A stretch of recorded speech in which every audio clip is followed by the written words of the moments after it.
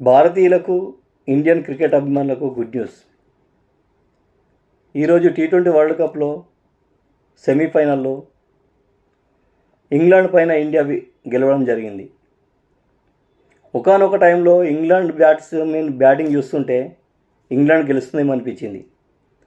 కానీ మన బౌలర్లు వికెట్లు తీయడం, ఆ వికెట్లు పడిపోతున్న ఇంగ్లాండ్ ప్లేయర్ బెతల్ సిక్స్ల మీద సిక్స్లు కొడుతుంటే ఓడిపోతే ఉత్కంఠంగా సాగింది మ్యాచ్. బెతెల్ సెంచరీ చేశారు. ఇండియా బ్యాట్స్మెన్లు కూడా మంచి బ్యాటింగ్తో ఈరోజు మంచిగా ఆడారు. అందుకే ఇంత భారీ స్కోర్ అయింది. ఈ స్కోరు చేయడం వల్లనే ఇంగ్లాండ్కు గెలుపు అనేది కష్టంగా మారింది.